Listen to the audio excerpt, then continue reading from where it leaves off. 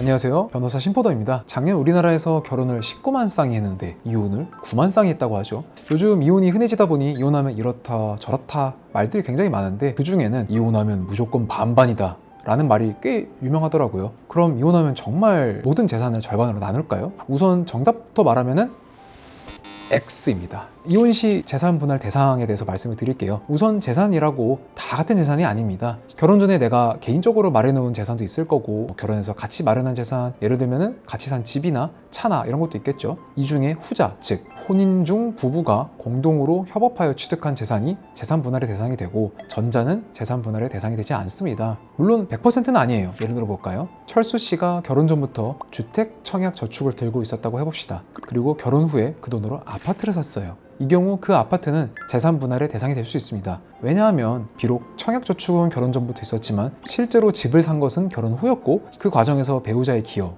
예를 들어서 생활비 저야 대축을 상환한 그런 게 있겠죠. 반대로 결혼 중에 얻은 재산이라도 재산 분할 대상에서 제외될 수 있어요. 결혼 중에 부모님으로부터 상속이나 증여를 받은 재산이 있다면 이는 원칙적으로 재산 분할 대상에서 제외됩니다. 하지만 만약 그 상속 재산을 받은 부부가 함께 관리하고 늘려왔다면 어느 정도는 재산 분할의 대상이 될 수 있어요. 그러면 이혼 시 재산 분할의 비율에 대해서 말씀을 나눠볼게요. 재산 분할 비율은 어떻게 정해질까요? 첫 번째로는 혼인기간, 두 번째로는 각 배우자의 재산 형성에 대한 기여도, 연령, 직업, 소득, 앞으로의 수입 전망, 자녀 양육 여부 등 다양한 요소를 고려합니다. 예를 들어서 20년 동안 결혼 생활을 하면서 한쪽이 전업주부로 집안일과 육아를 전담했다면 비록 직접적인 경제활동은 없었더라도 재산 형성에 상당한 기여를 한 것으로 봐요. 이런 경우 재산 분할 비율이 5대5에 가깝게 정해지게 됩니다. 반면에 결혼기간이 짧고 자녀도 없는 경우라면 재산 분할 비율이 낮아질 수 있습니다. 사실 이게 굉장히 복잡하고 꽤 치열한 법적 다툼이 있어서 이혼하면 절반이야 라고 단순하게 생각한 것과는 실제는 다를 수 있어요. 이혼한다 하더라도 무조건 반반이 아니라는 건 알게 됐어요. 그렇다고 하더라도 이제 내가 이혼을 하려고 하는데 재산 분할을 조금 더 잘 받을 수 있는 방법은 없을까 싶을 수 있잖아요. 정답은 있습니다.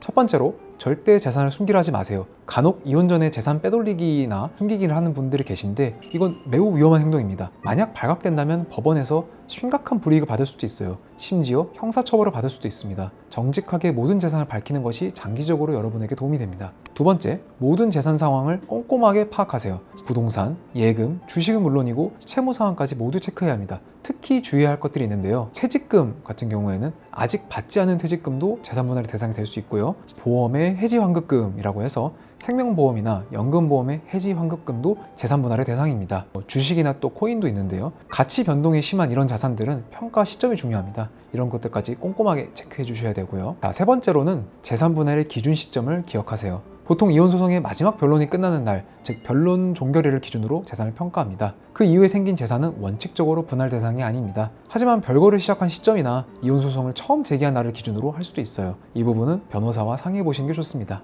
네 번째, 재산 분할에 영향을 줄 수 있는 요소들을 정리해 두세요. 혼인 기간은 얼마나 되나요? 맞벌이였나요? 아니면 한쪽이 전업주부였나요? 그리고 또 자녀는 어떻게 누가 키울 건가요? 이혼 후 각자의 경제 상황은 어떻게 될 것 같나요? 이런 정보들을 정리해 두면 재산 분할 협상이나 소송에도 도움이 됩니다. 다섯 번째로는 감정적으로 대응하지 마세요. 이혼 과정에서 감정이 격해지는 건 당연합니다. 하지만 재산 분할 문제만큼은 최대한 냉정하게 접근해야 돼요. 감정적으로 대응하다 보면 나중에 후회할 결정을 내릴 수도 있습니다. 마지막으로 꼭 전문가의 도움을 받으세요. 재산 분할은 매우 복잡한 법률 문제입니다. 가능하다면 이혼 전문 변호사와 상담하여 진행하는 것이 안전합니다. 물론 결혼할 때부터 이혼을 할 가능성을 염두에 두고 미리 준비하는 그러지는 않겠죠. 혹시나 이혼 그리고 재산 분할을 하게 된다면 이러한 작은 습관이 큰 재판 결과에 차이를 가져올 수 있다는 점을 명심하시면 좋겠습니다. 가장 좋은 것은 가정이 평안하고 행복한 것이지만 이혼이 더 행복하다고 결론을 내렸다면 거기서 조금이라도 더 평안하고 행복한 선택을 해야 될 테니까요. 오늘 영상이 도움이 되셨다면 구독,